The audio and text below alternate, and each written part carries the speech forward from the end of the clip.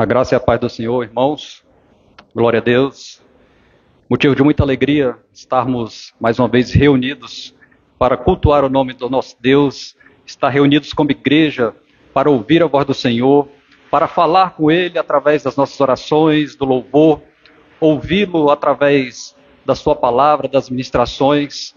Nós somos gratos a Deus. Sejam todos muito bem-vindos aos irmãos que estão aqui de forma presencial, aos irmãos que estão acompanhando nas redes sociais. Que Deus abençoe a cada um.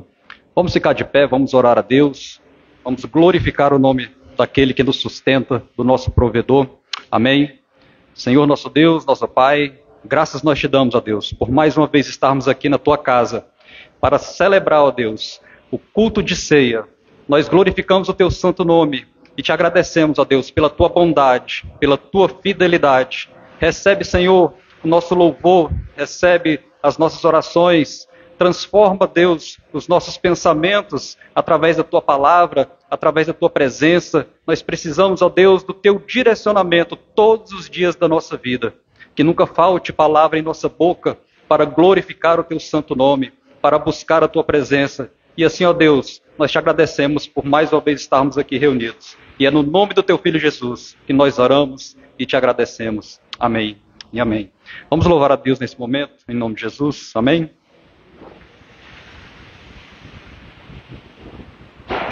Boa noite, irmãos. Graça e paz.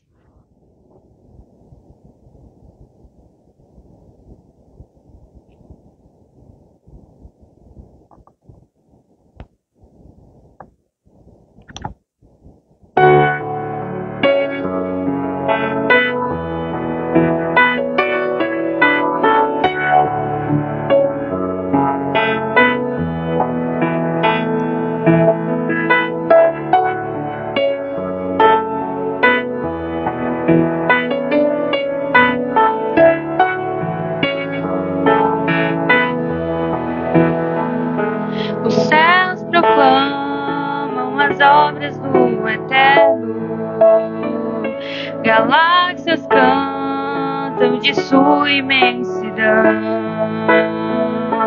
e uma voz com som de glória ecoa em toda a criação, do grão que faz a vida irromper, o esplendor invisível faz nascer, e uma voz com sons de glória ecoa em nosso coração. Diante dele nos rendemos, é tudo por ele, tudo por ele, a ele a glória para sempre, é tudo por ele, tudo por ele.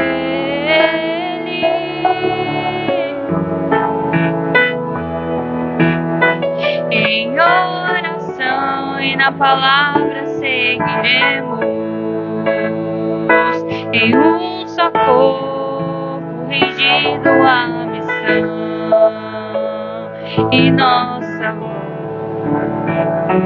com sons de glória irá romper a escuridão.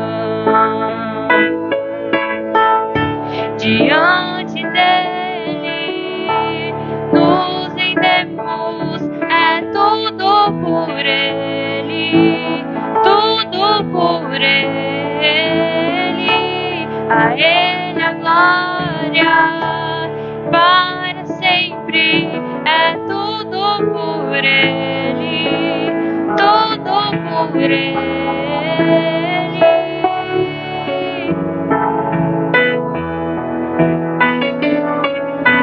A ele a honra, a glória e o louvor, que o reino seja em nós, e a nossa vida só por ele a Ele a honra, a glória e o louvor. Que o reino seja em nós e a nossa vida só por Ele, a Ele a honra, a glória e o louvor. Que o reino seja em nós e a nossa vida só por Ele. Diante dele nos rendemos, é tudo por Ele, tudo por Ele. A Ele a glória para sempre, é tudo por Ele, tudo por Ele. A Ele a glória para sempre, é tudo por Ele, tudo por Ele. Agradeço a oportunidade.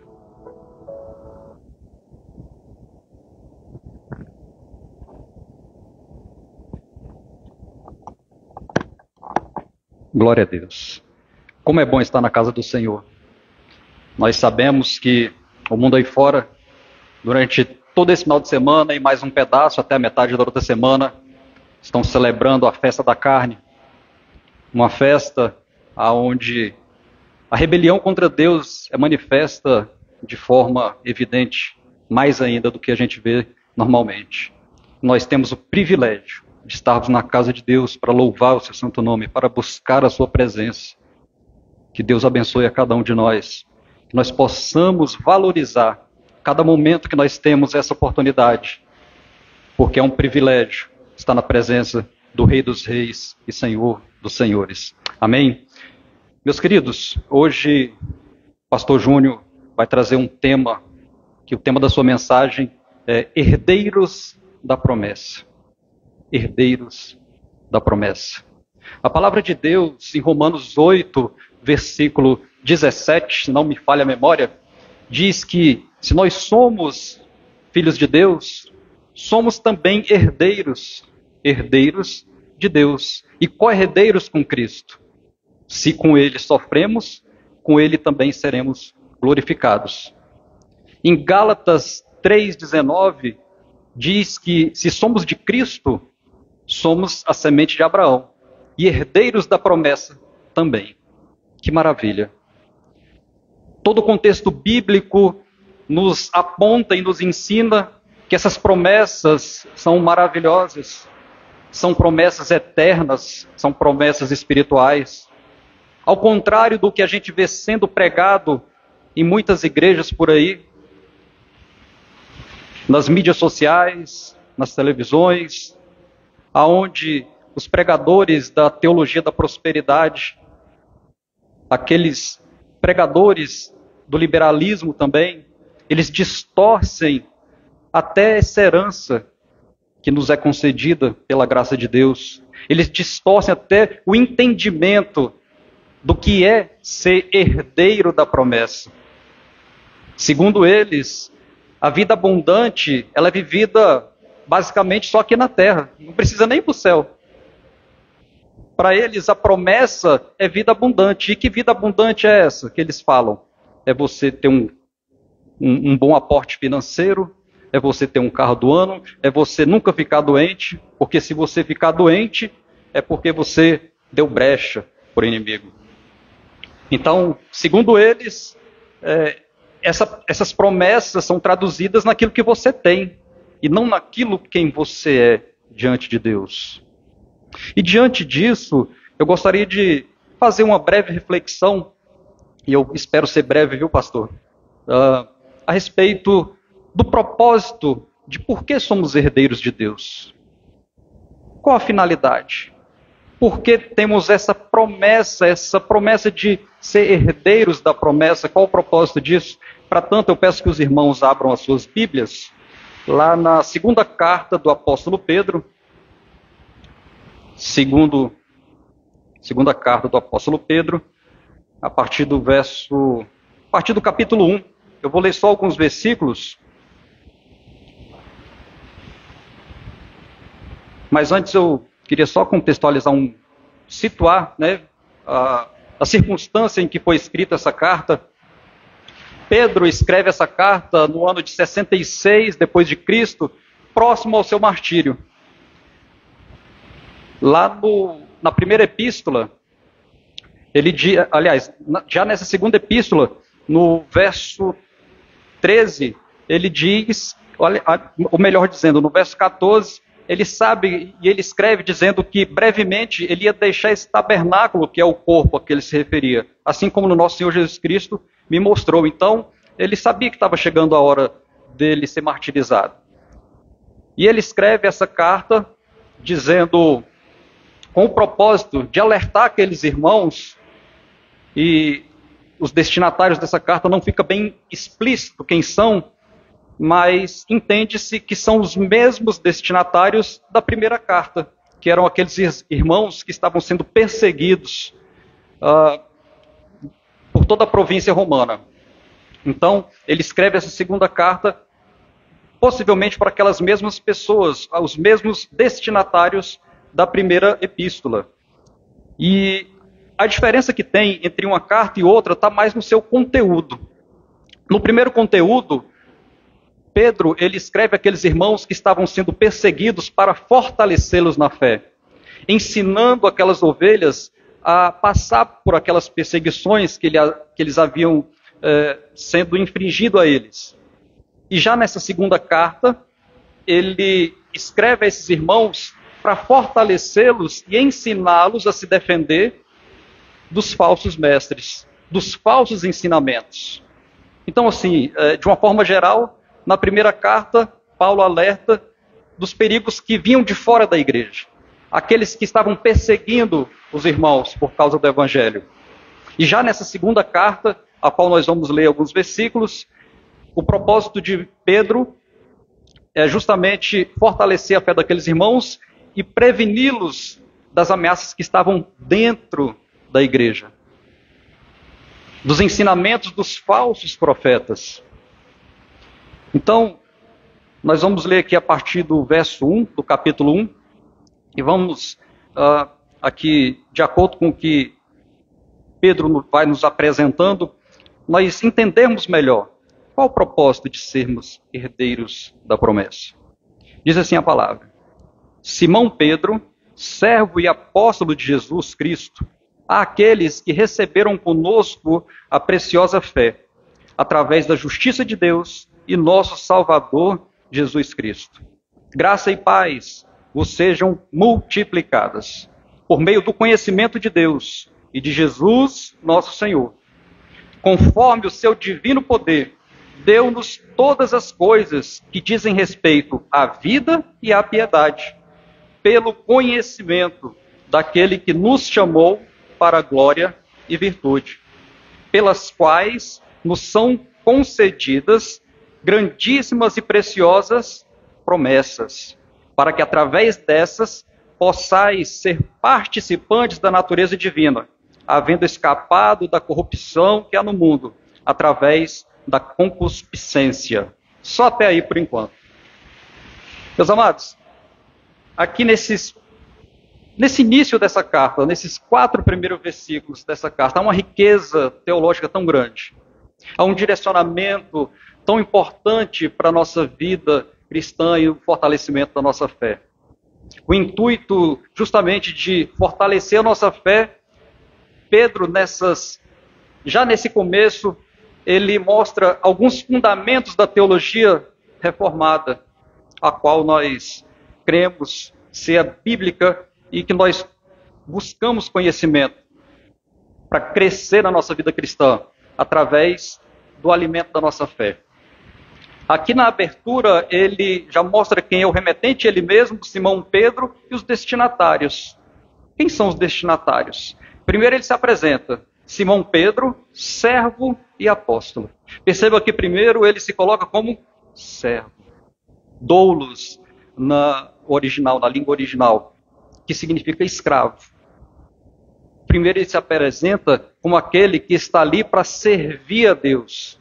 Ele está ali para fazer aquilo que Deus o determinou e o comissionou para que fosse feito. Ele era servo de Deus e apóstolo de Jesus Cristo. Agora ele fala quem são os destinatários. São aqueles que receberam conosco a preciosa fé.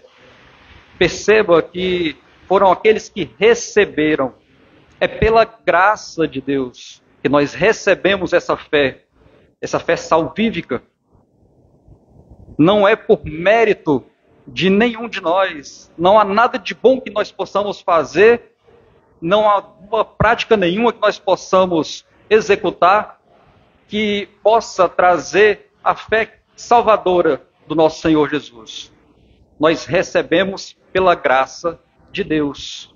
Então, aqueles que receberam conosco a fé, assim como nós também recebemos pela graça a fé que nós professamos, pela graça de Deus. Aqueles que receberam conosco a preciosa fé, através da justiça de Deus e o nosso Salvador, Jesus Cristo. Então, pela graça, nós somos salvos mediante a fé. E isso não vem de nós, é dom de Deus. E através da justiça de Deus e do nosso Senhor Jesus Cristo. É pela justificação, pelo sacrifício que Cristo fez naquela cruz do Calvário, nós somos considerados justos perante Deus, perante o Pai. Então essa carta, ela, além de ser para aquelas pessoas daquela época, é para mim e para você. É para todo aquele que crê. Os ensinamentos aqui contidos servem para todo aquele que crê, para o fortalecimento da fé e para o entendimento de por que nós somos herdeiros da promessa. No verso 2, ele vem com a saudação. Olha só, graça e paz vos sejam multiplicadas. Que graça é essa? Que paz é essa? A graça é o favor imerecido de Deus. É aquilo que Ele fez por nós, sem nós merecermos. E a paz é aquela paz que supera todo entendimento. É aquela paz que vem de Deus, que muitas vezes a gente passando por dificuldade, por sofrimento, por doença, em situação de morte, mas a gente está em paz porque sabe que nós não estamos sós, que nós temos uma promessa. É essa paz, que sejam multiplicadas. Quem é que não quer? A graça, o favor imerecido de Deus e a paz de Deus, que sejam multiplicados em nossa vida. É assim que Pedro saúda aquela igreja. E é assim também como comumente a gente cumprimenta uns aos outros, graça e paz. Mas é importante a gente fazer isso com entendimento. Muitas vezes a gente vai no automático, graça e paz, graça e paz. Mas isso é tão forte. A gente está desejando para aquela pessoa que a graça de Deus e a paz do Senhor seja com ela. Não é um simples cumprimento, tipo de igreja. Você está desejando para aquela pessoa graça e paz vos sejam multiplicadas. A mesma coisa, ele saúda aqueles irmãos, dizendo a graça e a paz sejam multiplicadas por meio do conhecimento de Deus. Perceba que Pedro, ele sempre dá ênfase a respeito do conhecimento de Deus. O cristianismo, ele não é uma religião vazia, sem fundamento, uma religião mística, somente contemplativa, como a gente vê muitos por aí, fica contemplando duendes e tal. O cristianismo não é isso. O cristianismo ele é fundamentado no conhecimento da verdade de Deus. As pessoas por aí, principalmente da área filosófica, têm o costume de achar que cristão é tudo alienado. O próprio pai da psicanálise, Freud, ele diz que as religiões são o ópio da sociedade, aquilo que entorpece a sociedade. Pelo contrário, o cristianismo ele tem um fundamento, e esse fundamento é na verdade de Deus. Essa verdade, ela é uma verdade racional, é uma verdade do entendimento da vontade e de quem é Deus na nossa vida. É uma verdade revelada, é uma verdade histórica. Então, Pedro, ele sempre dá ênfase no conhecimento de Deus, no conhecimento de Jesus. Graça e paz vos sejam multiplicadas pelo conhecimento. É através do conhecimento de Deus. Saber quem é Deus na sua vida. Reconhecer o senhorio de Jesus na sua vida. Como ele diz aqui, sejam multiplicados por meio do conhecimento de Deus e de Jesus, nosso Senhor. Quantas pessoas, se nós pararmos para perguntar, você conhece a Deus? Provavelmente 99,9% vai falar, conheço Deus. Mas que conhecer é esse? Não é um conhecimento raso, superficial. Não é um conhecimento daquele que diz só ouvir falar, como Jó diz lá no capítulo 42 do seu livro. Senhor, eu te conhecia só de ouvir falar, agora os meus olhos te veem. E por isso, eu me arrependo e me abomino. Na hora que ele reconhece, que ele verdadeiramente conhece quem é Deus na vida dele, e que ele olha para a situação decaída que ele se encontrava de pecado, ele fala, agora eu me arrependo, agora eu te conheço, não só de ouvir falar. Mas o conhecimento superficial é esse que qualquer pessoa que você perguntar na rua aí, que não conheça verdadeiramente quem é o Senhor, vai te falar, conheço. Não é esse o conhecimento que nós precisamos. Não é esse o conhecimento que transforma. Não é esse o conhecimento que vai moldar nosso pensamento e nos aproximar de Jesus. Então nós precisamos conhecer a Deus. E no verso 13 ele continua. Conforme o seu divino poder, poder de quem? Poder de Jesus. Conforme o seu divino poder, deu-nos todas as coisas que dizem respeito à vida e à piedade. Aqui Pedro ele está mostrando que em Jesus nós temos tudo aquilo que é necessário para uma vida eterna e uma vida de piedade. Essa vida que ele se refere aqui é a vida eterna. E a piedade é uma vida piedosa. Essa semana, pastor Marconel publicou no grupo da igreja uma série de estudos. São 10 lições a respeito do que é uma vida piedosa. Aqui a gente não vai ter tempo para falar passo a passo aquilo que está escrito, mas a gente pode simplificar. Uma vida piedosa é uma vida de reverência, uma vida de lealdade e uma vida de obediência a Deus. E tudo isso é provisão do próprio Senhor. Olha como Ele é maravilhoso. Ele nos dá a fé, porque nós recebemos a preciosa fé. Ele nos justifica, Ele nos chama, Ele provém todas as coisas necessárias que dizem respeito à vida eterna e uma vida piedosa. Mas é através de quê? É só seguir o texto. Pelo conhecimento daquele que nos chamou para a glória e virtude.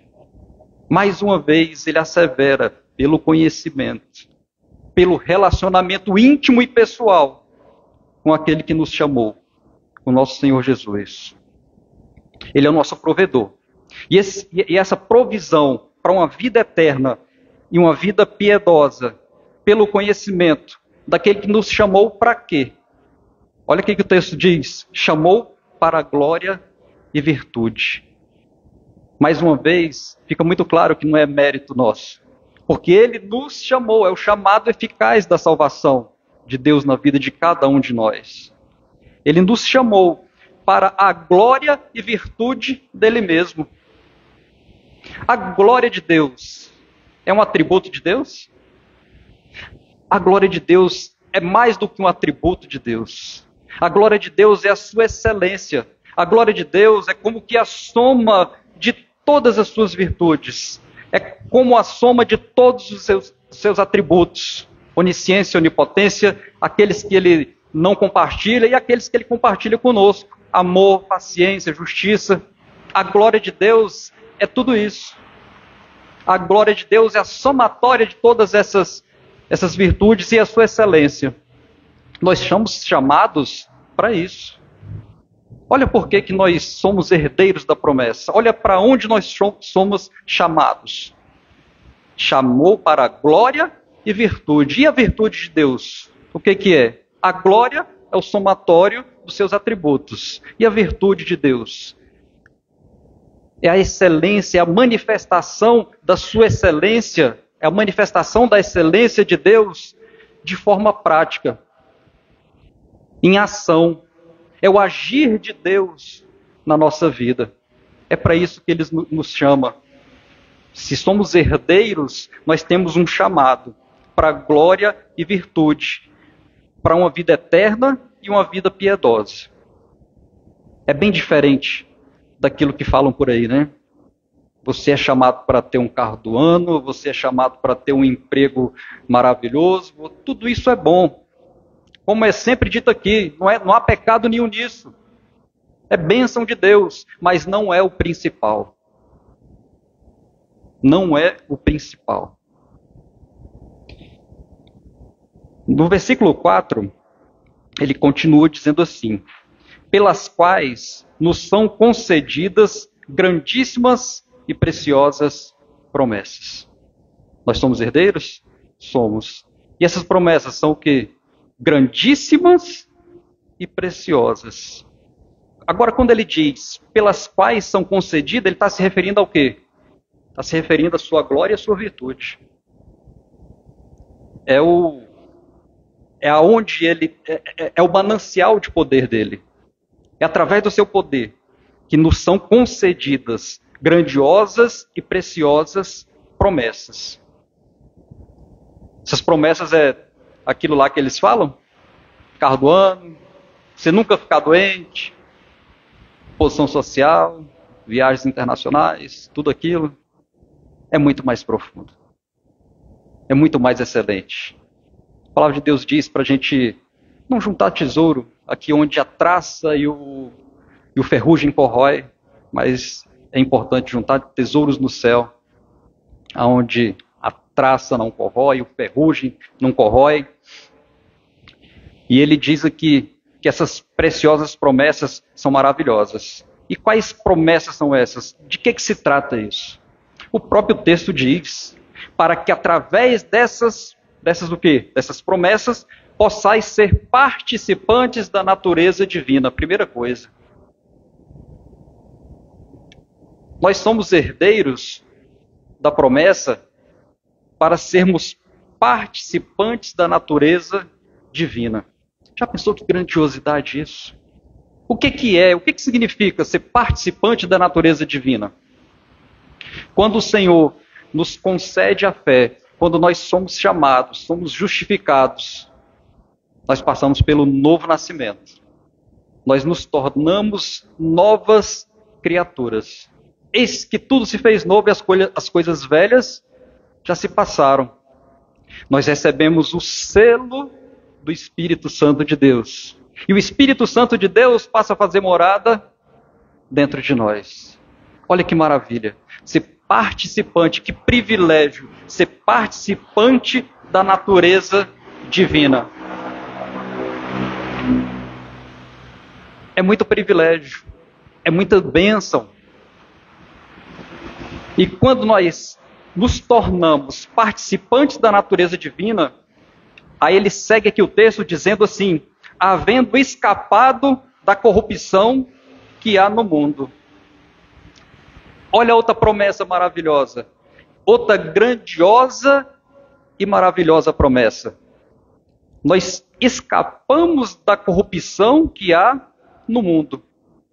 Escapar diz respeito a uma fuga bem-sucedida do perigo. Quando eu escapo, é uma fuga bem-sucedida do perigo. Que perigo? Da morte eterna, de uma eternidade sem Deus, de uma eternidade fora da presença daquele que nos criou, daquele que nos amou, daquele que nos chamou, que nos transformou. É muito triste. É um sofrimento inimaginável você passar uma eternidade, dirá nessa vida, quanto mais a eternidade, afastado de Deus, longe da sua presença. Olha que promessa maravilhosa. Primeiro, ser participante da natureza divina. Depois, escapar da corrupção que há no mundo. A corrupção, ela diz respeito à degeneração. ela diz respeito àquilo que se acaba, àquilo que se corrompe, que se corrói. Você escapar dessa condição decaída. Você escapar dessa condição de afastamento de Deus, onde o mundo não tem nada de bom para oferecer para a gente. É só corrupção, é só maldade. Quer bênção maior do que isso? Quer uma motivação maior do que essa para ser um verdadeiro herdeiro da promessa? E aqui rapidamente, para encerrar, do verso 5 ao verso 7, é conhecido como a escada da fé. Ele vai dando alguns direcionamentos e alguns ensinamentos para se viver uma vida piedosa, para se viver uma vida de fé, para você viver uma vida cristã digna daquele que foi chamado.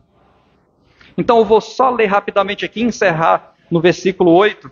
Diz assim, verso 5: E além disso, com toda diligência, acrescentai virtude à vossa fé. Perceba que a fé é a raiz, é o começo, é o início. Então acrescentai virtude à vossa fé. E a virtude, o conhecimento. Lembrando que é o conhecimento de Deus. Conhecimento profundo de quem é Deus na sua vida. E de quem você é perante Deus. E a virtude, o conhecimento. E ao conhecimento, a temperança. E a temperança, a paciência. E a paciência, a piedade. A piedade, a gentileza fraternal. E a gentileza fraternal, a caridade. Verso 8. Porque se em vós houver estas coisas, que coisas? Tudo aquilo que a gente leu do verso 5 ao verso 7. Porque se em vós houver estas coisas e com abundância, eles não vos deixarão estéreis e nem infrutíferos no conhecimento de nosso Senhor Jesus Cristo. Nós somos herdeiros da promessa, não para ser inertes, não para ser infrutíferos, mas para ser frutífero em boas obras, para manifestar aquilo que Deus te deu, a salvação, em atitudes, no nosso dia a dia. Então só nesses pequenos versículos, a gente entende melhor qual é o propósito de nós sermos herdeiros da promessa. Para saber quem nós somos diante de Deus, para saber quem é Deus na nossa vida. E isso nos levar a uma vida piedosa, a uma vida digna daquele que foi chamado. E para dar frutos, e frutos que glorifiquem o nome do Senhor. E para conhecer e prosseguir em conhecer o Deus que é o nosso provedor, que é o nosso Salvador. Aquele que nós confiamos e aquele que reina sobre todas as coisas. Que nós possamos valorizar a cada dia, porque somos herdeiros dessa promessa. Pastor Júnior, logo mais, ele vai trazer a palavra e com certeza nós vamos entender melhor essa questão de sermos herdeiros da promessa de Deus. Que Deus abençoe a cada um. Eu quero convidar o louvor. Nós vamos louvar a Deus nesse momento e em seguida o pastor Júnior vai trazendo a palavra. Amém?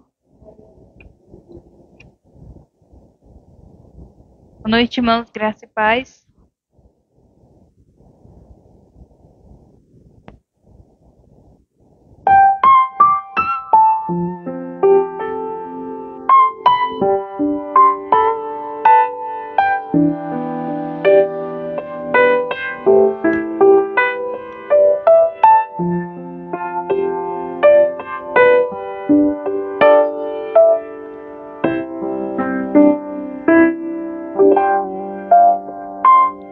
A tua palavra escondi,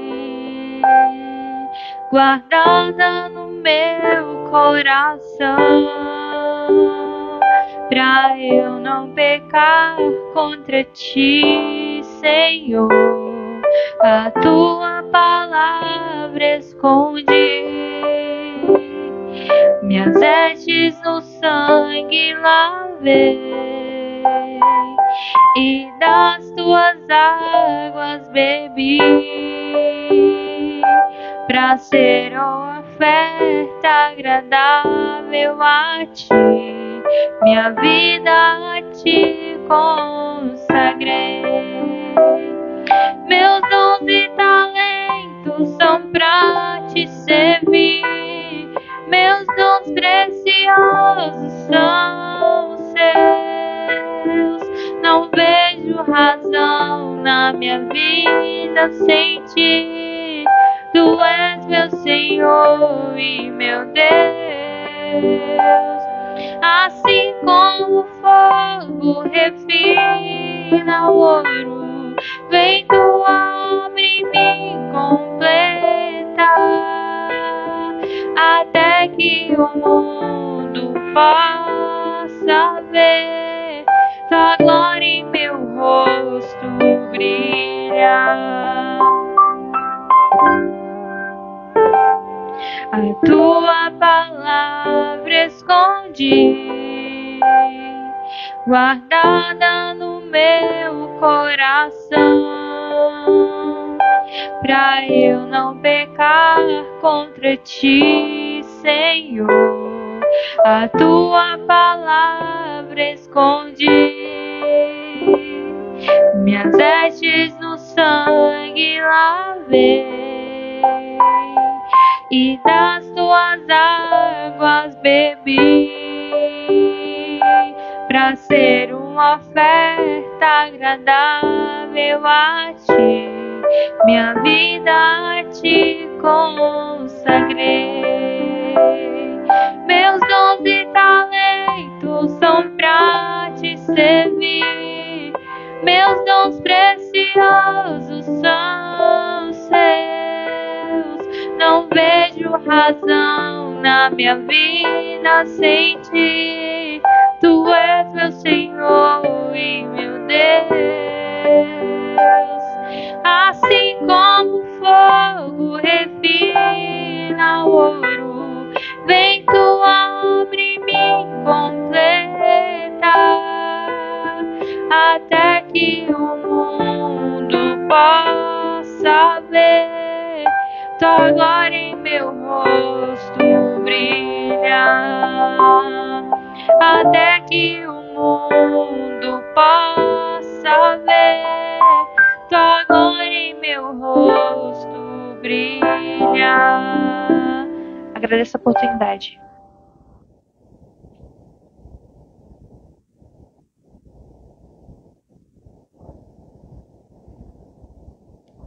Amém, glória a Deus. Vamos ficar de pé, irmãos? Vamos orar pelo preletor dessa noite? Amém. Senhor, nosso Deus, nosso Pai, graças te damos, ó Deus, pela tua palavra que será ministrada, pela vida do pastor Júnior. Nós te pedimos, ó Deus, que o Senhor dê sabedoria para ele, que o Senhor venha, Deus, a trazer as revelações para que ele possa ministrar, ó Deus, ao corpo que é a tua igreja. Que nós possamos, ó Deus, ser transformados pela tua palavra, pela tua verdade. Tira de nós, ó Deus, tudo aquilo que possa atrapalhar o nosso entendimento, pois nós precisamos, ó Deus, seguir as tuas ordens, seguir as tuas palavras e as tuas orientações, porque são vida para aquele que crê. E é no nome do teu Filho Jesus que nós oramos e te agradecemos. Amém. Amém, irmãos. Pode sentar, irmão. Graça e paz. Boa noite. Graças a Deus estamos aqui mais uma vez para estar adorando o Senhor e aprendendo mais dele. Eu diria que o tema dessa noite, o irmão Frank já apresentou com muita maestria. E é exatamente isso, irmãos. Quando o irmão Frank estava trazendo a reflexão, veio na minha cabeça dois personagens da Bíblia. Duas pessoas que andavam com Jesus, aprenderam do próprio Jesus, mas havia uma diferença entre eles. Vocês conhecem bem a história de Pedro, do apóstolo, e de Judas, que o traiu. Ambos foram chamados por Jesus. andaram e aprenderam com Jesus. Os dois pecaram contra Jesus, o Filho de Deus. Pedro negou Jesus. E Judas o traiu, o vendeu. Embora nós saibamos que Judas se arrependeu, devolveu o dinheiro e tirou sua própria vida. E Pedro negou 3 vezes. Mas qual da situação é pior aos nossos olhos? A Bíblia diz que Deus, Ele é poderoso para perdoar qualquer pecado. Ele poderia ter perdoado Judas? Naturalmente, sim. Nós sabemos disso. Observe que o pecado de Pedro, se nós formos levar em consideração que Jesus morava em sua casa quando estava em Betsaida, então Pedro tinha mais intimidade com Jesus. Então, por negá-lo 3 vezes, aos nossos olhos, isso parecia ser mais grave. Não é assim quando nós nos sentimos, quando somos enganados, aborrecidos por alguém muito íntimo nosso? Nós nos sentimos mais traídos. Mas o que aconteceu que Pedro, hoje é um homem que muitas igrejas falam a respeito, tem como exemplo, e não Judas? Se nós observarmos, Pedro, ele andava com Jesus. Então, irmãos, o que eu posso aprender com isso? Não basta dizer que conhece Jesus. Não basta dizer que ouviu as palavras de Jesus. Você tem que buscar ter intimidade. Por mais que você erre, por mais que você peque, busque andar cada vez mais próximo dele.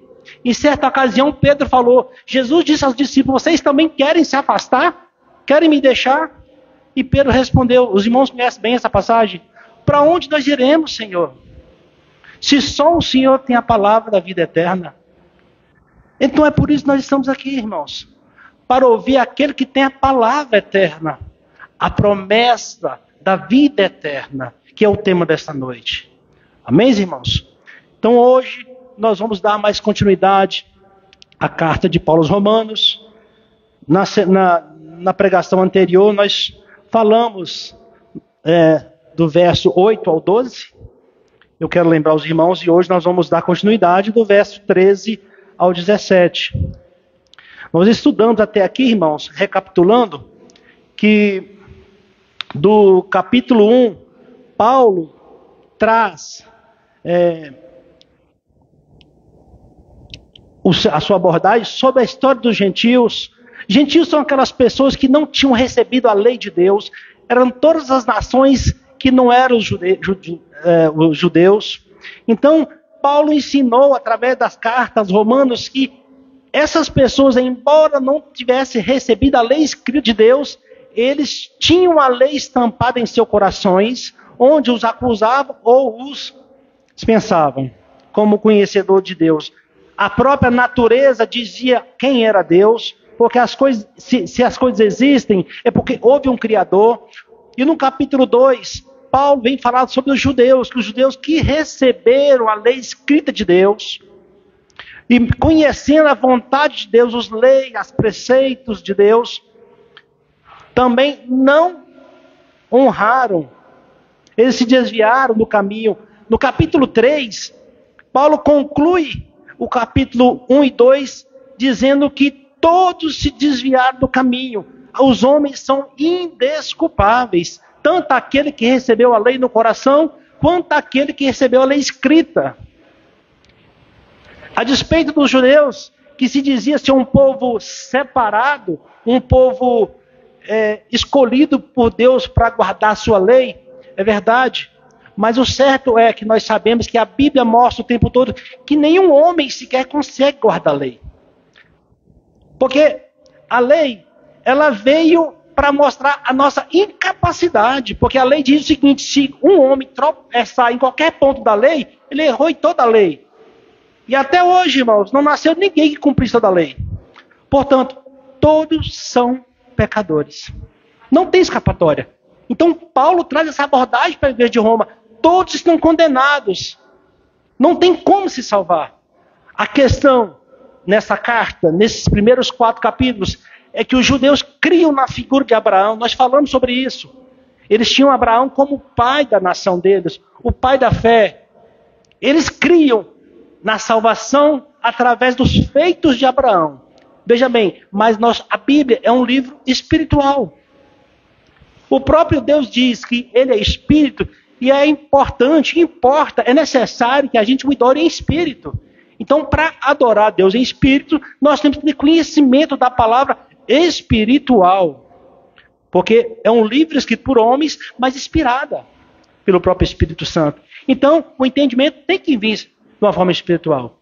Então, quando Paulo aborda esse tema, os judeus, que não é filho de Abraão, quem é da raiz, quem é da semente física de Abraão, e sim quem é descendente espiritual de Abraão, ele está falando que ele está se referindo justamente lá em Gênesis 12, 15 e 17, que vai tratar das promessas que Deus fez a Abraão. E Paulo mostra para os gentios, para os judeus, que Abraão, quando foi chamado para aquela terra que ele nem conhecia, ele não tinha sido circuncidado, ele não tinha recebido a lei, portanto, não havia como ele ter guardado a lei. Como que ele vai guardar uma coisa que ele não recebeu? Se vocês forem se recordar lá no Gênesis 12, Deus falou assim para ele: Abraão, sai da tua terra, da tua parentela e vai para uma terra que eu te mostrarei, futuro. Então, o que ele fez? A Bíblia diz que ele creu e obedeceu. Então aí, ele não cumpriu nada, ele creu. E a Bíblia diz, lá no capítulo 15, que esta fé, essa obediência, esse crer, Deus o considerou, ou imputou como justiça. Deus aceitou como justificado.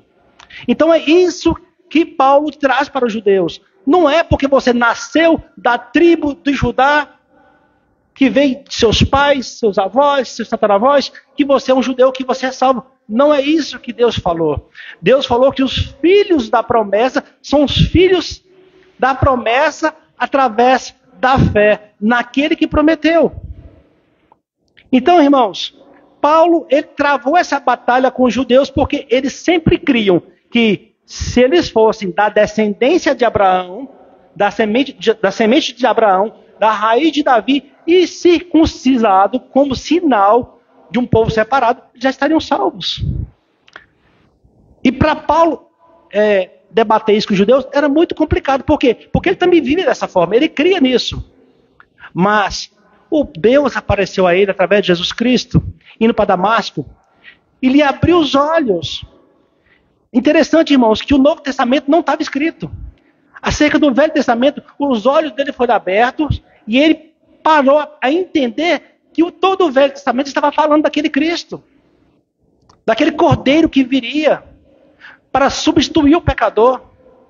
Então Paulo, ele trata desse assunto aqui numa maestria tão grande aqui, mas os judeus, com suas mentes fechadas, eles não aceitavam essa verdade.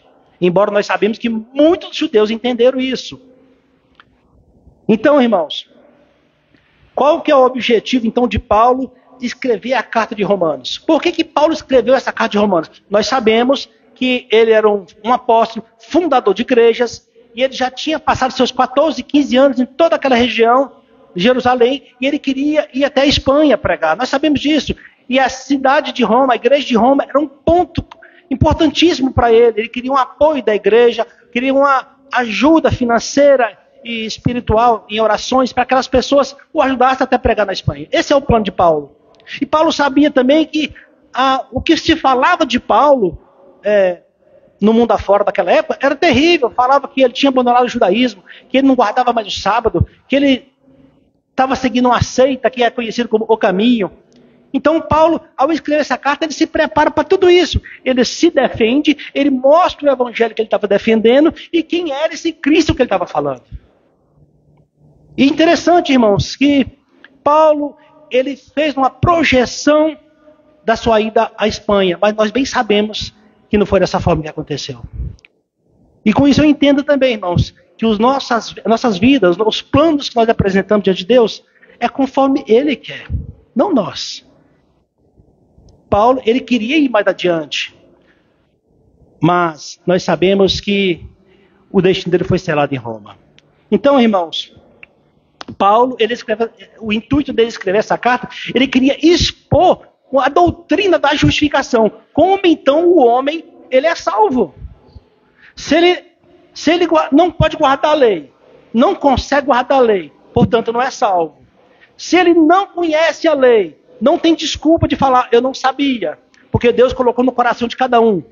Por exemplo, quando nós fazemos algo de errado, no nosso íntimo, nós sabemos que nós erramos. Nós sabemos. A nossa consciência nos acusa. Então, não tem desculpa. O pastor bem trouxe aqui outros dias que o homem sem esse toque, sem essa lembrança do Espírito Santo do que é certo e errado, é um carro desgovernado ladeira abaixo. Então, o que nos dá o controle de não darmos asas ao pecado é o próprio Espírito Santo. Irmãos, resumindo, nada vem de nós. Você tem fé em Deus? Pois essa fé foi o próprio Deus que deu. Você faz boas coisas? Ajuda o próximo? Essas boas obras foi o próprio Deus que te deu. Então nós não participamos em nada na salvação, irmãos. Aprove a Deus escolher uns para si. Nós já falamos tanto sobre isso. Não há esforço nenhum que eu possa fazer para alcançar a salvação. Então esse é o dilema de Paulo. Então Paulo traz esse debate na sua carta, se antecipando, amortecendo os judeus lá em Roma, porque ele iria para essa cidade. Ele queria mostrar para o motivo dele ir.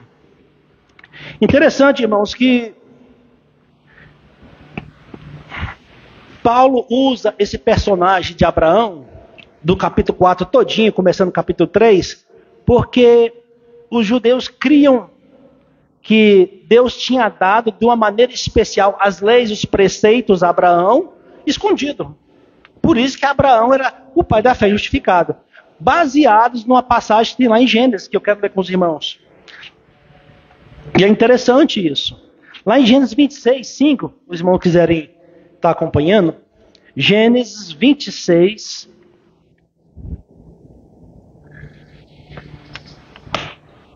no verso 5, vai dizer assim: porque Abraão obedeceu a minha voz e guardou a minha ordem, meus mandamentos, meus estatutos e minhas leis. Então, os judeus, eles usam dessa passagem para dizer que Abraão tinha conhecimento das leis de Deus, dos 10 mandamentos, por assim dizer. E por isso ele foi imputado por justo, porque ele seguiu toda a lei. Mas aqui não é isso que está dizendo. Observe. Abraão obedeceu a minha voz, guardou a minha ordem, meus mandamentos, meus estatutos e minhas leis.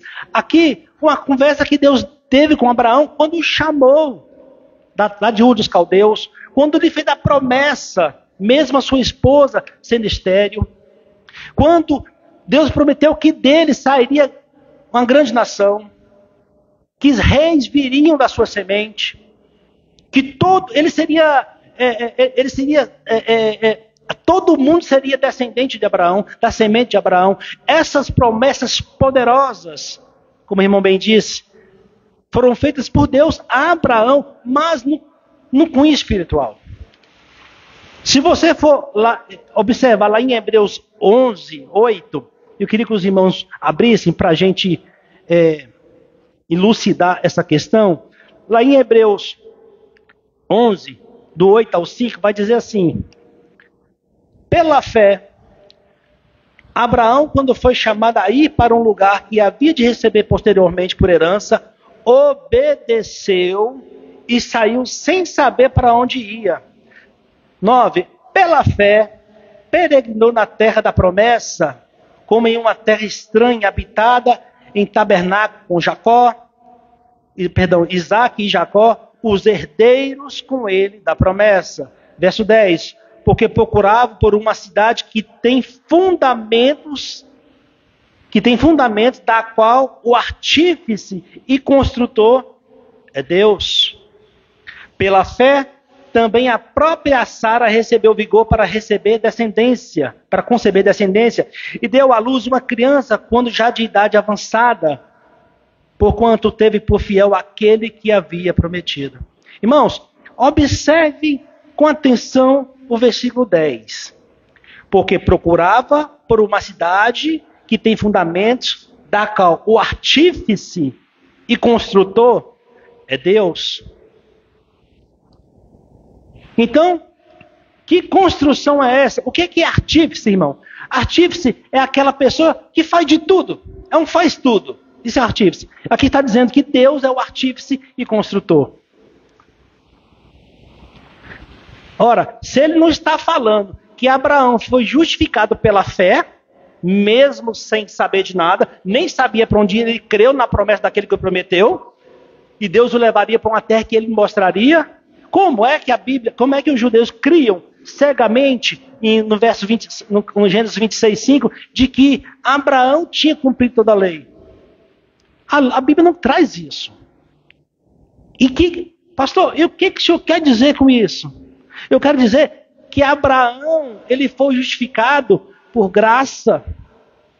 Não houve nada que ele fez para receber essa misericórdia, fazer essa aliança. Deus assim o quis. É um presente de Deus. Deus o alcançou. Então, a Bíblia diz que quando nós somos sementes de Abraão, filhos de Abraão, nós estamos falando filhos espirituais que na promessa daquele que vai vir, aquela semente, aquela raiz de Davi, o Cristo. Lembram que eles esperavam o Cristo que vinha da raiz de Davi? E Jesus, tanto da parte de Maria quanto de José, eles vieram da raiz, da descendência de Davi. Inquestionavelmente, a Bíblia diz claramente. Então é isso que a Bíblia traz para mim e para você, irmão. É isso que Paulo tentava debater com os judeus. Não é a lei, não é a circuncisão, não é nada que eu ou você possa fazer. É a obediência, é crendo naquele que prometeu. Não é isso que nós cremos hoje? Que Jesus voltará? Não é essa a promessa? Abraão não seguiu a promessa, ele não creu na promessa de Deus, que levantaria dele uma grande nação, ainda que ele fosse amortecido de idade e a sua esposa não pudesse ter filho? É o que nós cremos hoje, irmão. Na promessa do Filho de Deus que morreu, ressuscitou e irá voltar nos buscar. É nisso que nós cremos e é por isso que nós estamos aqui. Para engrandecer esse nome. Essa é a maravilhosa, o maravilhoso presente que o Senhor Jesus trouxe para os seus. É ir morar eternamente com Ele. Como o irmão Franco comentou aqui, nós estamos vivendo agora a época do carnaval. E parece, irmãos, que a cada ano que se passa, o mundo parece que está acabando hoje. Você não consegue ver nem noticiários. O pecado, ele não esconde mais a mão. Ele está despido diante dos nossos olhos. E está escancarado. Hoje eu vi uma mulher falar, uma mulher casada falar, como está difícil encontrar um homem sério. Como está difícil encontrar um homem sério. Eu iria mais longe, irmão. Como está difícil encontrar homens e mulheres temente a Deus, que creem verdadeiramente que essa vida aqui é só uma passagem.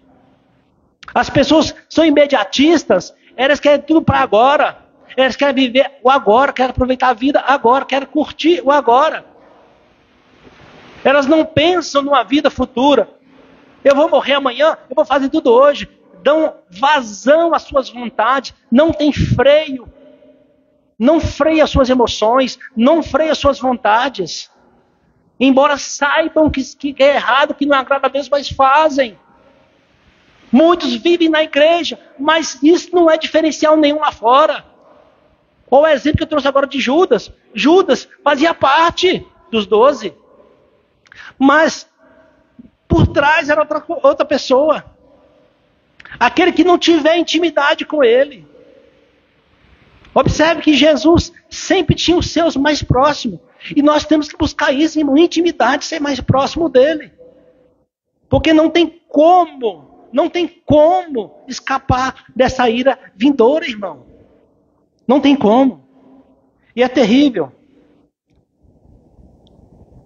Lá em João 13:3 diz: eu voltarei novamente e o receberei para mim mesmo. Essa é a promessa que nós temos de Deus, tal qual Abraão. Amém, irmãos? Eu gostaria que os irmãos me acompanhassem na leitura de carta aos Romanos, no capítulo 4, no verso de 13 a 17, para a gente dar início à mensagem. Eu estava só introduzindo, irmãos. É porque eu me empolgo. Deus é maravilhoso, irmãos. Nós estamos aqui não por nós mesmos, porque o amor dele nos alcançou.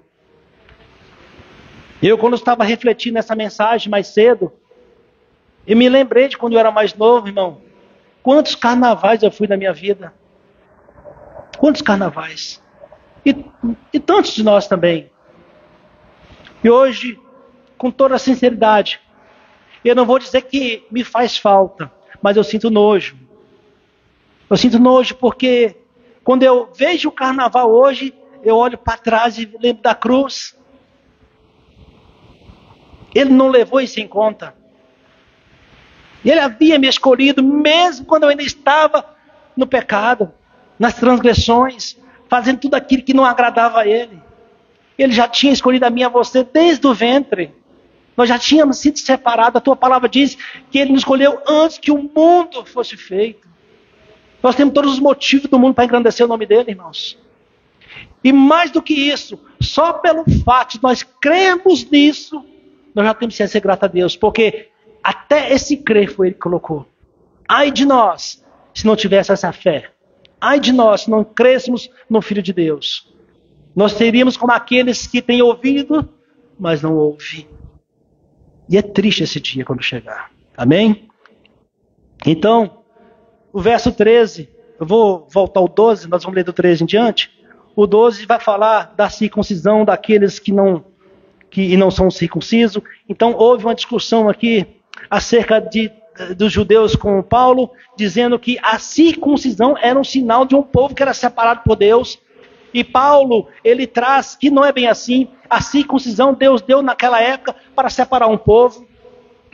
A circuncisão não é a separação de um povo para a salvação, porque a circuncisão que nós temos hoje é aquela circuncisão no coração, é o corte da vontade de fazer as coisas do mundo, é o nascer de novo, é você não viver mais na carne, é você viver para Cristo. Jesus disse isso para Nicodemo: Nicodemo, se você não nascer de novo, você não tem como compreender, ver as coisas do reino. E esse nascer de novo, meu irmão, não depende de nós também. É um chamado de Deus, um chamado eficaz de Deus. A Bíblia vai dizer que Ele separa, Ele chama e Ele capacita. Mas nós temos que nos esforçar, buscá-lo com todo entendimento, com toda consciência, para sabermos a manifestação da vontade desse Deus no meu e no seu coração. Então aqui no verso 13, Paulo continua dizendo: porque a promessa de que havia de ser herdeiro do mundo não foi feita pela lei a Abraão ou a sua semente, mas pela justiça da fé. Porque os que são da lei são herdeiros. Logo a fé é vã, anulada a promessa. Porque a lei opera a ira, pois onde não há lei, não há transgressão. Portanto, é pela fé, para que seja por graça, a fim de que a promessa seja assegurada a toda a semente, não só a que é da lei, mas também a que é da fé de Abraão, que é pai de todos nós. Como está escrito: eu tenho feito de ti um pai de muitas nações. Até aqui, irmãos. Não vou até o final nunca, que já faz parte do outro tema. Então, aqui Paulo começa a abordar sobre promessa. Que promessa? Porque a promessa que havia de ser herdeiro do mundo não foi feita pela lei a Abraão ou a sua semente, mas pela justiça da fé. Aqui, Paulo está abordando justamente o que nós acabamos de dizer. Que essa promessa que Abraão recebeu de herdar o mundo como nação, não é da lei que ele guardou, mas da fé que ele teve naquele que prometeu. Então, o que Abraão fez para ser herdeiro do mundo? Ele falou assim: eu farei de ti pai de todas as nações. O que ele fez? Ele creu. Ele obedeceu. Sai da tua terra, da tua casa, larga a tua parentela e vai para uma terra que eu vou te mostrar. Ele não questionou. Senhor, aonde é essa terra? Como é que é? Peraí. Ele creu. Abraão deve estar doido para crer numa voz que ele ouviu e do nada sair, largar tudo. Será que faríamos isso hoje? Irmão, as coisas de Deus para o mundo parecem loucura. Abraão é tido pelo pai da fé por essas coisas. E nós cremos em Cristo que ele vai voltar porque nós somos doidos como Abraão? Ou porque o Senhor imputou a fé em nós? E nós estamos aguardando a vinda do Messias. Esta fé, Deus o considerou justo diante dos seus olhos. Deus se agraciou de Abraão. Então por isso ele foi considerado justo aos olhos de Deus. Até agora Abraão não cumpriu a lei. Porque a promessa que havia de ser herdeiro do mundo não foi feita pela lei a Abraão ou a sua semente, mas pela justiça da fé. Desculpe, irmãos. No verso 14 vai dizer: porque se os que são da lei são herdeiros, logo a fé é anulada. Logo a fé é vã e anulada a promessa. O que Paulo está dizendo aqui é o seguinte: se Abraão cumpriu a lei, por assim dizer, então, de que vale a promessa que Deus fez? Não serve de nada. O que é a fé, irmãos? O que é a fé? A fé que Deus nos dá é a mão, a nossa mão, estendida para alcançar a graça, o favor imerecido. Todas as vezes que nós falamos de fé, irmão, tenha fé. A palavra quer dizer, receba, estenda a mão, é de graça, não é esforço seu. Ele morreu porque ele quis, agradou ao Pai moê-lo em nosso lugar, agradou ao Pai que ele fosse nosso substituto, visto a nossa incapacidade, as nossas fraquezas. Então o próprio Deus imputa em cada filho a disposição da fé para poder receber essa graça. Isso que é fé. Então Abraão creu. Ele não cumpriu a lei. Ele creu e foi justificado aos olhos de Deus. E para ser salvo, irmão, só é necessário isso. Crer naquele que prometeu. Basta isso para ser salvo. Pastor, se basta isso para ser salvo, por que eu tenho que ler a Escritura? Por que eu tenho que aprender? Por que eu tenho que vir para o culto? Para você não cair nas armadilhas desse diabo. Para você não ser enganado. Lembra que eu trouxe no culto passado que o meu povo está perecendo porque falta conhecimento? Ele está falando dos ímpios, não é do povo dele, que sofre porque falta conhecimento. Há muitas igrejas, há muitos pastores que se dizem de Deus, mas não são. Distorcem o evangelho, colocam peso, cargo, fardos pesados em cima do povo de Deus, e o povo carrega como se fosse um jumento. Com mentiras, com engano, com doutrinas de demônios ou de homens, como queira entender, a mesma coisa, porque a Bíblia diz que o mundo jaz do maligno, e não há 3 caminhos, é 2, ou você serve a Deus, ou você serve o mundo, que já é do maligno. A palavra de Deus é uma só, nós somos salvos pela fé em Cristo Jesus. O tema da noite, promessa. Interessante. Promessa. Quantas vezes, irmão, você já foi numa igreja e o pastor fala, quem tem promessa de Deus, ele levanta a mão. Irmão, é tanta mão levantada.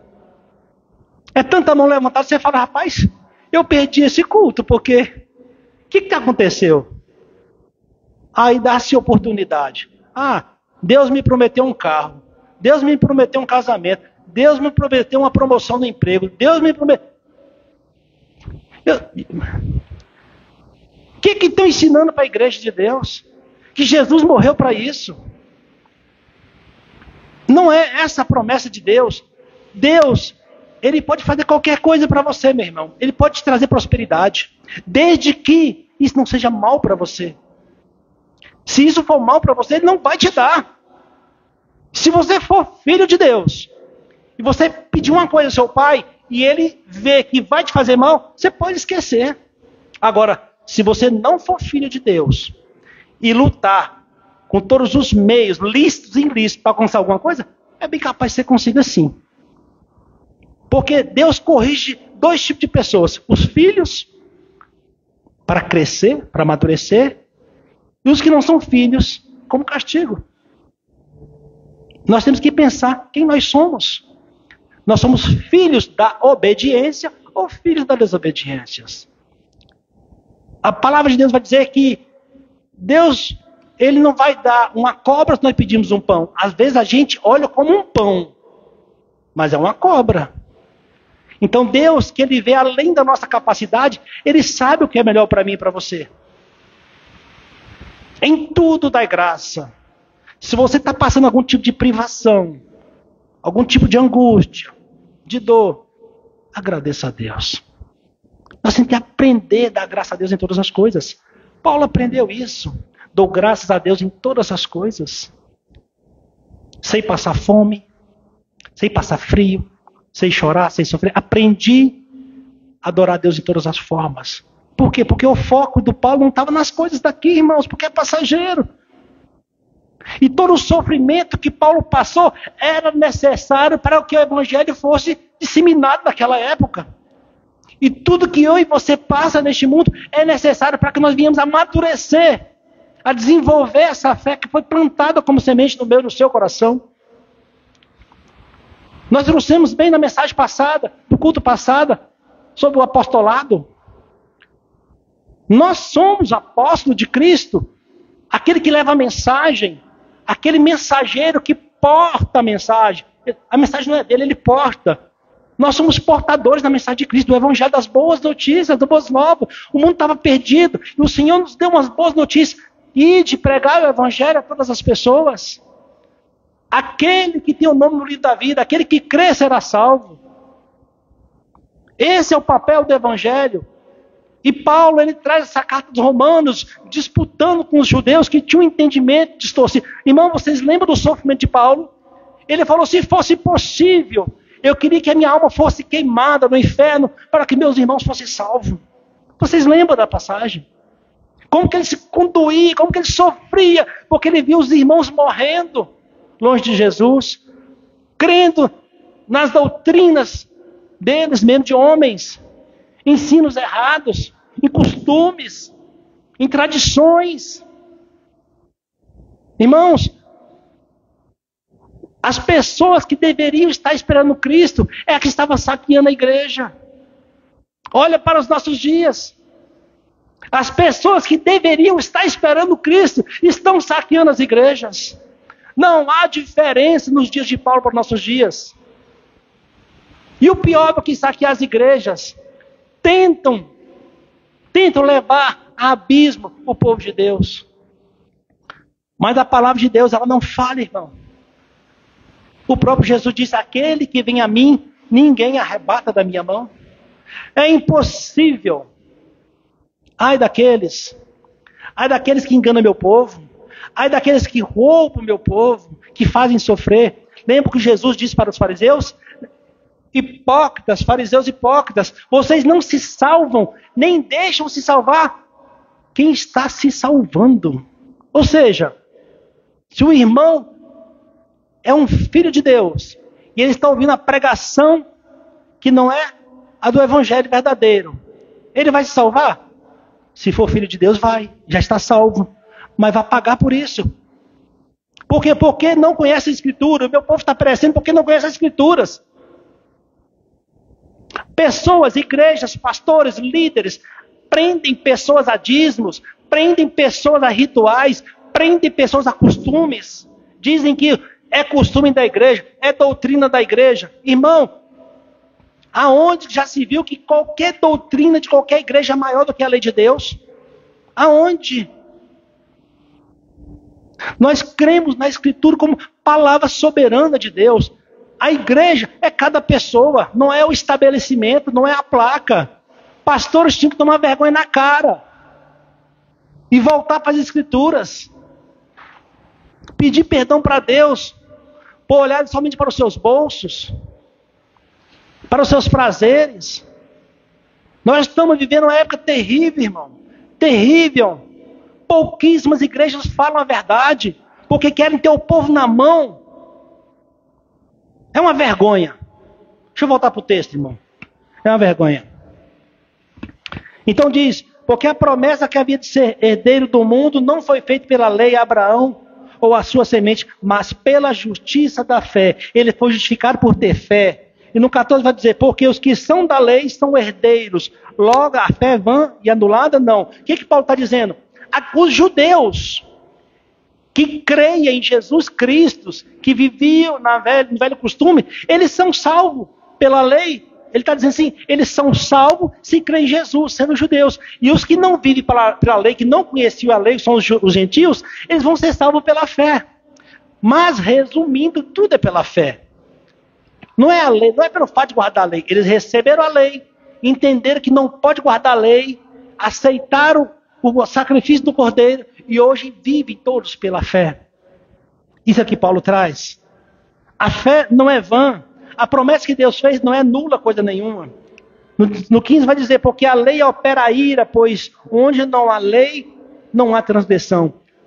Por que Paulo diz que a lei opera a ira? Porque ele sabe que nenhum homem consegue cumprir a lei. Então vai despertar a ira de Deus nas pessoas. Porque a essência de Deus é santa.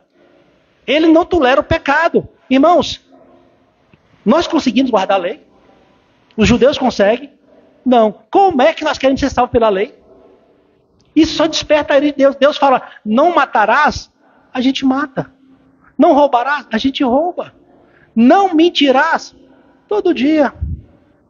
Ai, pastor, então você está entendendo contradição. Nós não somos filhos de Deus? Sim, nós somos filhos de Deus. Não por nós mesmos, nós somos agraciados. E essa busca contínua do conhecimento da palavra de Deus, isso vai nos transformando, nos santificando, nos afastando do pecado, até sermos perfeitos como Ele é. Isso é gradativo, isso é a cada dia. Nós temos que crescer no conhecimento e na graça. É isso que Paulo traz. A ira, a lei desperta a ira de Deus. E se não houvesse a lei, também não havia pecado, porque pode tudo, é o carnaval. Pode tudo. Está tudo liberado. Não há lei. Será que há lei para aquelas pessoas que não creem em Deus? Não, para pensar hoje, nos nossos dias. O homem e a mulher que não creem em Deus, portanto não crê na sua instrução, há lei para eles? Pode tudo, irmão. Pode matar, pode roubar, pode trair, pode fazer tudo. O importante é viver o hoje. O importante é aproveitar o máximo, porque eu morro amanhã. É o que pensam. Mas para nós que cremos em Deus, nós queremos morar com Ele. Nós queremos estar com Ele a eternidade, que essa é a promessa de Deus. Estarmos com Ele por toda a eternidade, conhecendo mais e mais. Lá no 16 diz, portanto, é pela fé, para que sejam por graça, a fim de que a promessa seja assegurada a toda a semente. Não só a que é da lei, mas também a que é da fé. Aqui ele está falando dos dois regimes, dos judeus e dos gentios. É pela graça, irmãos. Abraão, ele foi justificado quando ele ainda nem era circuncido. A lei foi dada a Moisés mais de 430 anos depois. Abraão nem sabe o que é isso. Ele simplesmente ouviu as instruções de Deus e seguiu. Assim como nós hoje temos acesso através da palavra de Deus, nós devemos seguir o seu ensinamento, a sua instrução. E nós cremos e por isso nós vivemos, nos movemos. Então Paulo traz aqui dizendo que a fé é a mão do homem, do Filho de Deus, que recebe a graça de Deus, o favor imerecido. Já pensou, irmão? Hoje, eu chamar um de vocês daqui na frente e dar um cheque lá de 1 milhão, estenda a mão aqui, eu vou te dar algo que você não merece, que você nem sonhava que você ia receber. Já pensou?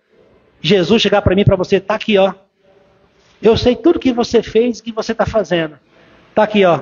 O ingresso para a vida eterna. O ingresso para morar comigo no céu.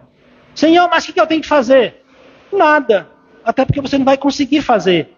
Porque eu deixei o chequinho para seguir, ninguém consegue seguir aqui a lei. Todas as vezes que você fala que vai seguir, que você erra, você desperta a minha ira. Então, eu vou pegar um representante de vocês, que ele será capaz de cumprir toda a lei. E ele vai representar vocês. É por isso que a salvação está nele. Quando Deus olha para mim, para você, ele não olha o nosso passado. Ele não olha o nosso pecado. Ele vê Cristo. E nós somos justificados pela fé, porque cremos nele. Esse é a grande sacada. Isso é que a igreja tem que trazer para a igreja, para o povo de Deus. Não viver pagando promessas, subindo morros, ajoelhado, dando dízimo, trisdízimo, não sei mais o que. 20%, 50%. O povo não aguenta mais isso, gente. Mas também não vai para a escritura. E se vai, não entende.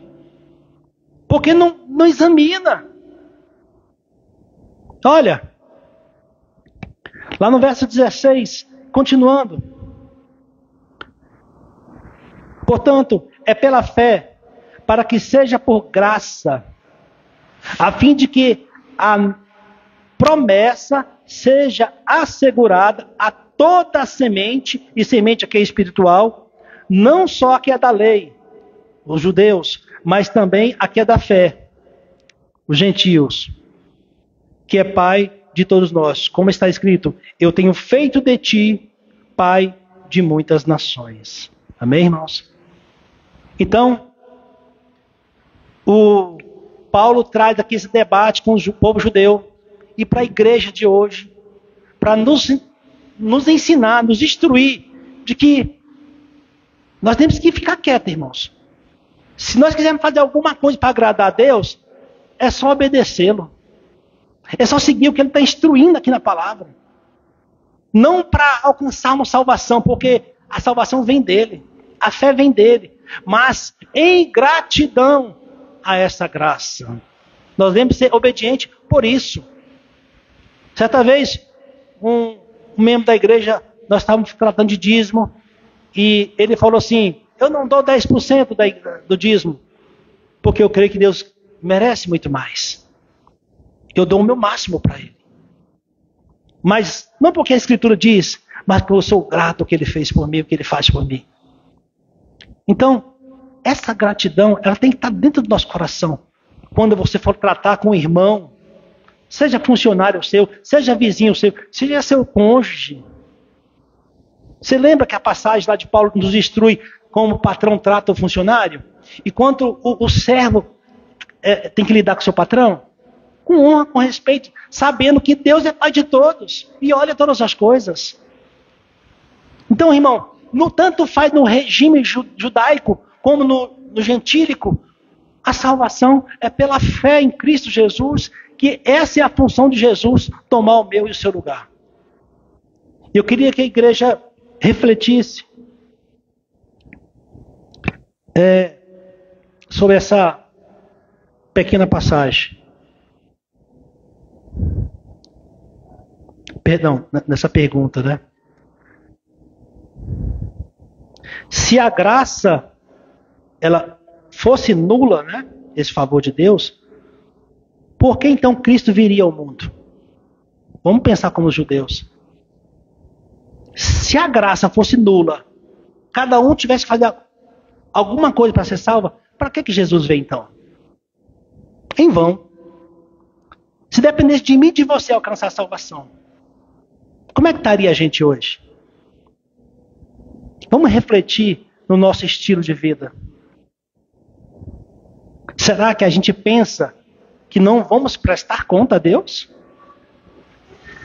Será que depois que aquela terra é jogada no nosso peito, a 7 palmos, encerrou tudo ali? Será que acabou mesmo?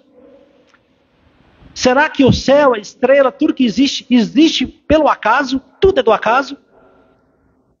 Será que todo esse livro, tudo que está escrito aqui, é conto de fadas? Eu acho que não. Eu acho que tem algo muito além da nossa compreensão, muito além da nossa capacidade. Nós temos que pensar nisso, irmãos. Às vezes a gente, na correria do dia a dia, a gente esquece. A gente está no automático. E muitas das vezes a gente esquece até de dar bom dia a Deus. Ah, mas como é que eu vou dar bom dia a Deus? Ele sabe que eu amo. Não esqueçam que o Espírito Santo é um ser pessoal. Ele habita em mim e em você. Ele tem sentimentos. Você gostaria que eu passasse por você todos os dias e não desse bom dia? Entrasse na sua casa e não olhasse para você? O Espírito Santo, ele mora, ele habita em nós. Ele nos instrui a andar nos caminhos que ele preparou de antemão. Nós temos que buscar ter intimidade com ele. Assim como o marido, a esposa, o filho, o colega, dá bom dia, dá boa tarde, dá boa noite, conversa, desabafa, pede conselhos. Nós devemos fazer dessa forma. Jesus diz que eu vou, mas vou enviar para vocês o Consolador, o Conselheiro. É a essência do próprio Deus. E quantas vezes o Espírito Santo espera de mim e de você um bom dia? Ou um conselho? E nós fazemos coisas do nosso próprio jeito. Abraão, nós lemos aqui em Gênesis 12, que Abraão, ele seguia tudo que Deus falava para ele. A sua instrução. E ele foi considerado como o pai da fé. Lembra que Jesus falou para os discípulos, quando o discípulo pediu para ele, aumenta a nossa fé. Jesus, entre aspas, disse para ele, você já tem fé suficiente. Se a sua fé é do tamanho de uma mostarda, se você tiver fé de verdade, você vai dizer para aquela montanha, ela sai daqui e é lançada no mar. Irmão, a fé que há em você, ela é suficiente para servirmos a Deus. Se for necessário, ele vai colocar mais fé em mim e em você, mas para o propósito dele. Para a glória dele. Nós não vamos viver épocas, ou como igrejas sensacionalistas, igrejas que soltam fogos, que fazem toda uma preparação para que as pessoas se sintam espirituais. Não é isso que Deus quer. Deus não quer show pirotécnico. Deus não quer fumaça no templo. Ele quer obediência. Ele quer que o povo conheça a palavra dele para obedecê-lo e segui-lo. É conhecimento da palavra de Deus para não errar. Amém, irmãos? Que a gente possa refletir mesmo quem nós somos. Onde é que nós vamos daqui por diante? Nós que já somos cinquentões, nós já estamos mais para lá do que os jovens. Mas os jovens são os Eliseus de amanhã, são o João Batista de amanhã. Nós temos que deixar um legado aqui, como filhos de Deus, porque aqueles que estão na nossa casa, os nossos domésticos, eles olham para mim, para você, como exemplo. Nós temos que ser pilares para essa juventude estar se levantando. Porque, irmãos, ao ver as reportagens do carnaval, o mundo já era. O mundo já era.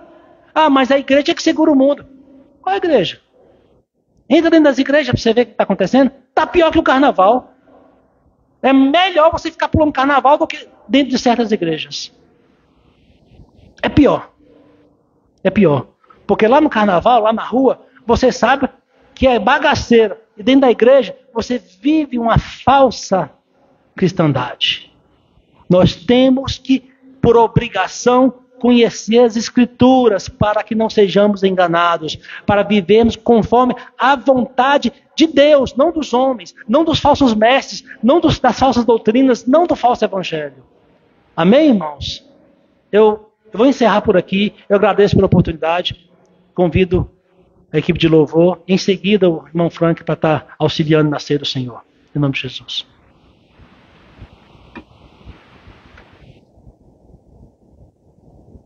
Boa noite, irmãos, graça e paz.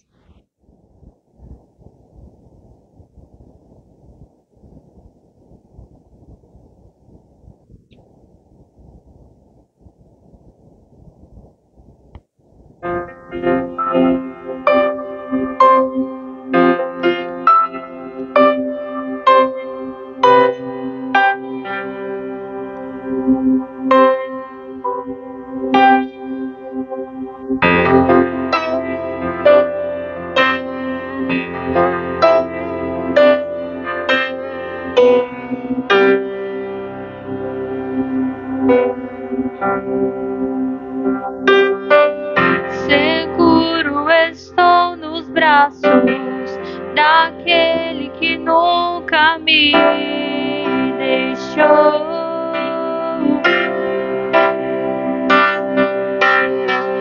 Seu amor perfeito sempre esteve repousado em mim. E se eu passar pelo vale,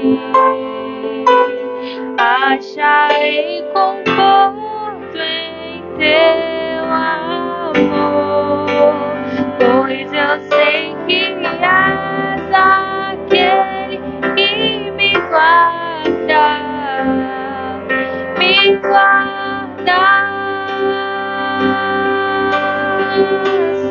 Em teus braços é o meu descanso. Em teus braços é o meu descanso. Em teus braços é o meu descanso.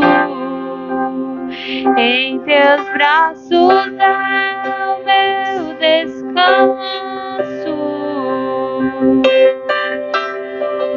Seguro estou nos braços daquele que nunca me deixou.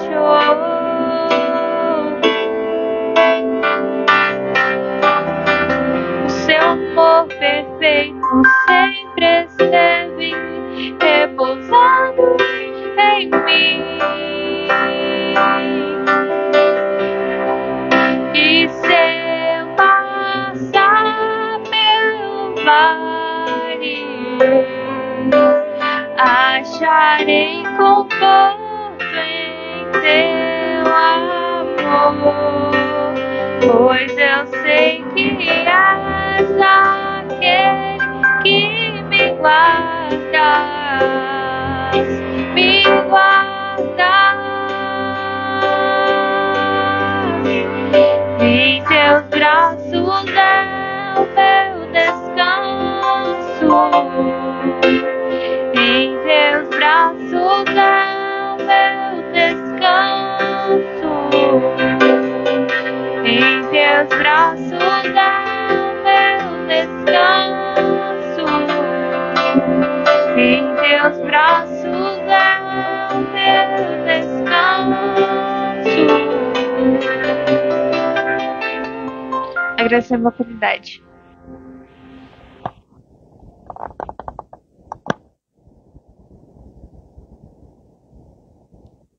Boa noite, irmãos. Convido os irmãos a ficarem de pé para que a gente possa dar início à celebração da ceia do Senhor. Esse é um momento em que nós devemos estar refletindo nessa finalidade.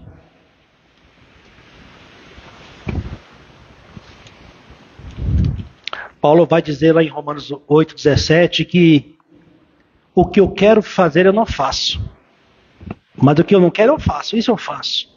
Ele está falando ali da luta da carne e do espírito, dizendo que o espírito está pronto para ir para Deus, mas a carne é fraca. E nós, irmãos, como estamos na carne, nós vamos passar a vida toda até que ele venha lutando contra nós mesmos, querendo fazer a vontade de Deus e errando, pecando, mas nos levantando, sendo sustentado pela destra de Deus para que tenhamos força. E Deus é poderoso para nos salvar. Eu quero...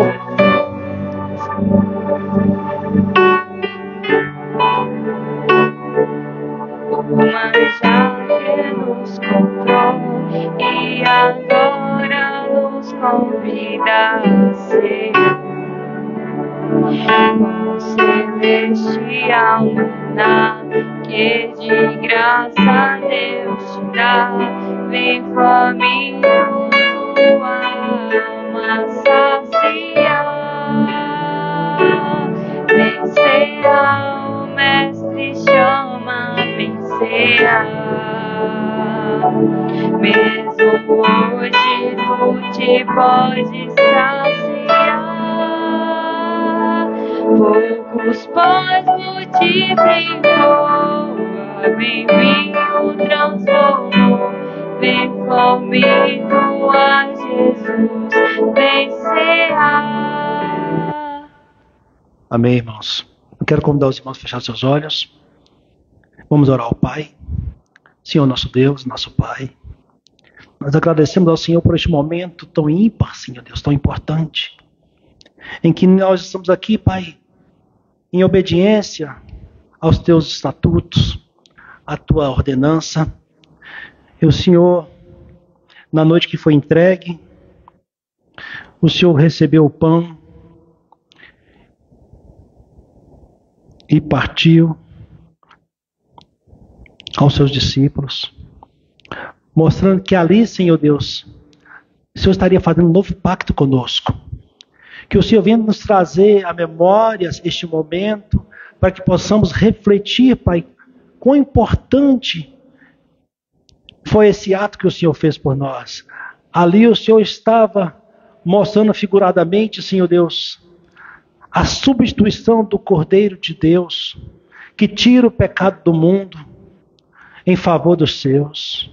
Pai Santo, que possamos, Senhor Deus, viver todos os dias, Pai, lembrando que somos novas criaturas, que nascemos de novo, que nós temos uma morada lá no céu.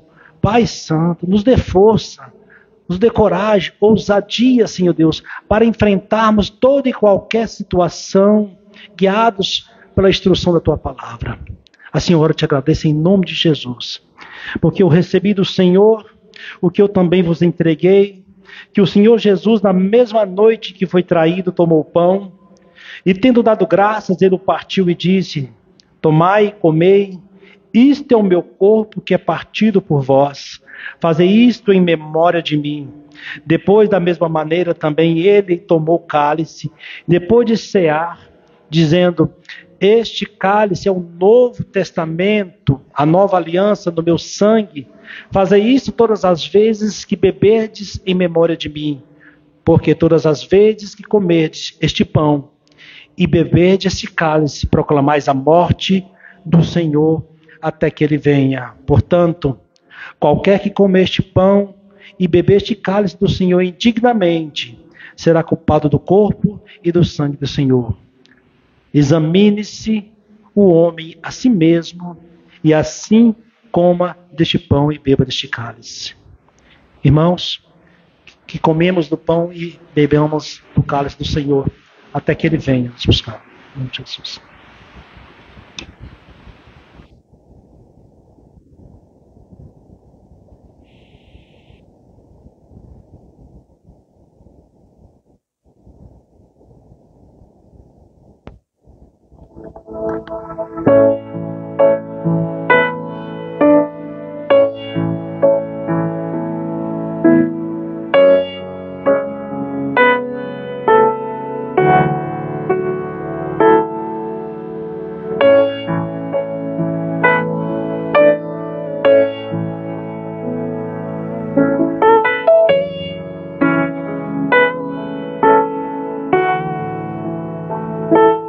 Pai nosso dos céus, santo é o teu nome, teu reino buscamos, tua vontade seja feita na terra como é no céu. Deixa o céu descer na terra como é no deixe o céu descer.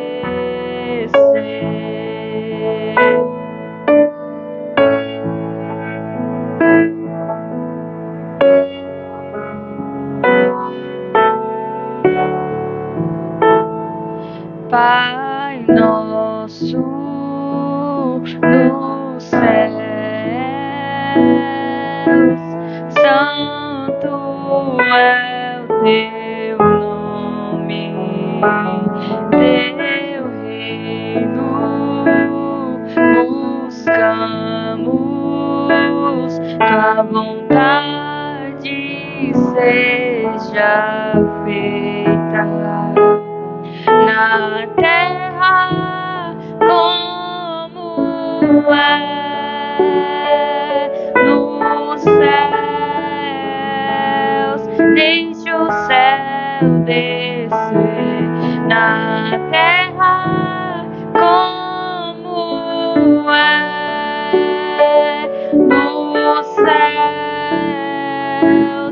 Deixe o céu descer.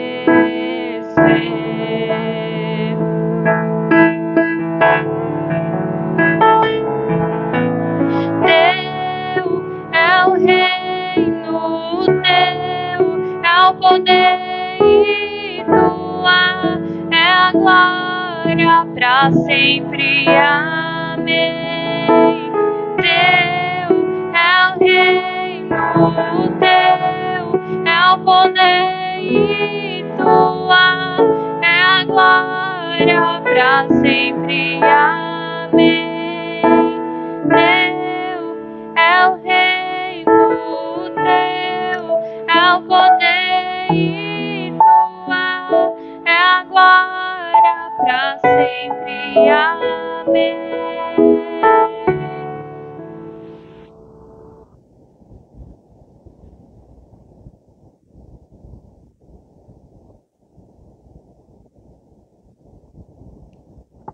Glória a Deus. Pode assentar, irmãos. Passar uns breves avisos, na verdade um convite, né? Convidar todos que participem conosco do estudo expositivo da Palavra do Senhor, todas as quintas-feiras, às 20 horas. Você que nos acompanha aí nas redes sociais, os que estão aqui presentes, são todos convidados para participar desse estudo edificante, estudo que faz aquilo que Pedro recomenda, faz com que nós conheçamos com mais profundidade aquele que nos salvou e que nos libertou da morte do pecado e do juízo. E convido também para participarem todos os domingos, às 18 horas, culto em louvor ao nosso Deus. Sejam todos bem-vindos e participe conosco. Igreja O Caminho, comunidade cristã, aqui na quadra 10, lote 15 do setor oeste do Gama, na Avenida Comercial, ao lado do centro de imagem do Gama. Serão todos muito bem-vindos. Amém? Eu quero encerrar com uma orientação que Pedro deixou àqueles irmãos. Diz assim no verso 10: portanto, irmãos, procurai diligentemente firmar o vosso chamado e eleição, porque se fizerdes isso, jamais caireis. Como herdeiros da promessa, nós possamos buscar diligentemente crescer no conhecimento, na verdade do nosso Deus e do nosso Salvador. Amém? Vamos ficar de pé, vamos orar, vamos agradecer a Deus por tudo que Ele tem feito em nossas vidas, por aquilo que Ele é. Amém? Senhor nosso Deus, nosso Pai, nós te agradecemos, ó Deus, por este culto, te agradecemos pela tua presença em nosso meio, te agradecemos, ó Deus, pela tua bondade, pela tua fidelidade, pela tua misericórdia. Nós te pedimos, ó Deus, o fortalecimento da nossa fé. Nós te pedimos, ó Deus, que o Senhor aumente em nós o amor pela tua obra, o amor pelo teu reino. Nós possamos, ó Deus, ser verdadeiras testemunhas do que tu tem feito por nós, do teu amor, da tua salvação. Que nós possamos, ó Deus, caminhar do teu lado, caminhar, ó Deus, seguindo os teus passos, fazendo a tua vontade, em obediência, em fidelidade e em reverência. Que nós possamos, ó Deus, ter uma vida piedosa para a honra e glória do teu santo nome. Abençoa, Deus, essa semana. Abençoa, Deus, nos livra do mal. Abençoa, Deus, nos dê sabedoria para tomar as nossas decisões conforme a tua vontade e o teu querer. E é no nome do teu Filho Jesus que nós oramos e te agradecemos. Amém. Está encerrado. Em nome de Jesus. Amém.